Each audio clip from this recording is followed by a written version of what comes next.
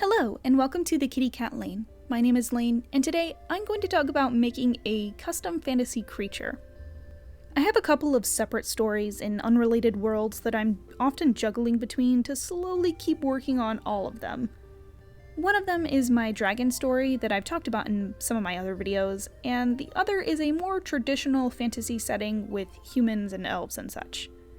Very typical D&D setting. I feel pretty solid on a lot of the world building for my dragon story, but the other story is newer and I've mostly been focusing on the main characters and unintentionally neglecting parts of the world building that don't directly relate to the main characters. Oops. I have a good bit of ally creatures and friends that my characters will meet along their journey, but I want some more menacing monsters and bad guys to have in my story too. I don't think I have enough danger and excitement between the major plot points, so I think having some enemies to run into could really help. So I was looking out of the kitchen window and I saw one of my relatives' cows in the pasture. Oh, did I mention I live in the south? Yeehaw! Any of y'all up for some sweet tea after this? Excuse me. I don't know where that came from. Something possessed me.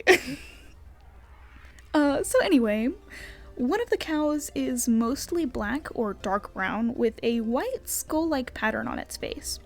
I had just drawn my cats as dragons in the style of my dragon story as a quick little warm-up the night before, so I thought it might be fun to draw a pet cow as a minotaur for my other world. But I already know that there are minotaurs in that world, and they are more on the neutral side of things. So I thought I would make him even more interesting by turning his little skull pattern into a real skull and basing the design after that as a concept. Now he would be a more menacing and threatening variant of Minotaur to encounter. So to get things started, I did a quick sketch of the real cow head as inspiration. Then I drew what I was thinking of turning him into. I wanted him to keep his strong build with like muscles and stuff, you know, big scary minotaur, beefy, beefy? That was not intentional, but it's pretty funny. He is kind of beefy. Anyway, point is, I didn't want him to be just a reanimated bare-bone skeleton. I was going for more of a Cubone or Marowak from Pokemon look, leaning more towards a lowland Marowak since he would have more of a darker, ghosty theme, spooky, ooh. But unlike these Pokemon, I wanted to find a way to incorporate the skeleton into the rest of the body. So I thought maybe the rest of his body would have a bone-like pattern. I figured if he actually had like a real skeleton over him, one, that would be a really big skeleton to go over this already big character. Two, if they did find a skeleton that big, it'd probably be really like tight and make it hard to move around. And I don't know, I feel like the Minotaur would be more practical instead of focusing on the fashion of things. So I figured a pattern or body paint would work much better for my idea. So next I wanted to think about the lore behind this guy. I didn't want him to be one of a kind. Instead, I wanted him to be more of a base for other minotaurs like him, like a group of minotaurs that all practice the same magic. I decided to call them death-bringing minotaurs or just a death-bringer. So when nightfall comes, these minotaurs paint themselves like skeletons and wear the skulls of their fallen friends to gain their vengeful power. They are necromancer barbarians who, when strong enough, can summon their own army of undead minotaurs to aid them in conquering their battles. Not only does the body paint act as a fear tactic for their enemies, it also helps them blend into the undead army and confuse their foes, making it easier to sneak up on them. I was having trouble figuring out what this guy was going to wear, but I decided it would be very simple and minimal, especially with armor since he's a barbarian and he would want others to see his war paint.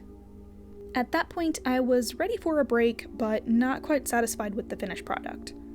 It felt alright, after all it was still in early concept, but visually it didn't feel like anything new. I felt like I could make a different variation of the skull face minotaur that would be even cooler. So while I was eating lunch, I kept brainstorming. I thought about making a zombie minotaur, but I didn't want it to be all rotten and gross. Or more so, I didn't want to have to draw a gross, gory, rotten minotaur. I'm not that into gore. So I thought, what if it had already mostly decomposed all of the fleshy bits and stuff, and it was brought back to life after being buried? The earth has reclaimed the body, and it's being held together by dirt and roots instead of flesh and muscles and ligaments and all that. Bits of moss and grass here and there, with worms and bugs still doing their job for Mother Nature, are all crawling around him. I wanted the bones to still be visible, but I probably could have slimmed the body down a bit where it would just be dirt. I also didn't have to keep the ears, because they would definitely be gone by now, but I had the dirt mimic the ears here anyway. I originally wanted to give it a heart that was made of roots and glowed with magical power that was controlling it, but it just wasn't working out how I wanted it to. So I decided I'd work on that later. I think that the undead minotaurs that the Deathbringers would summon would be more like reanimated bear skeletons or the gross zombies with whatever's left of the body, versus this minotaur that feels more neutral and is brought back by nature for nature. Like, it takes care of the forest and defends the land, only attacking in defense of itself or its land. I made its eyes and heart area glow green, but I also made a red-eyed one for fun. This one would be more of like the agitated version that might attack you when provoked. Personally, I like the reclaimed minotaur much more than the Deathbringer, even though my original intentions were to make more enemies. But it still counts towards my overall goal, which is more world building. So I can't complain. But tell me, which one do you like better? I'd love to hear your thoughts in the comments, and if there's anything that you would have done differently, I'd love to hear that too. Anyway, thank you all so very much for taking a walk down the kitty cat lane with me.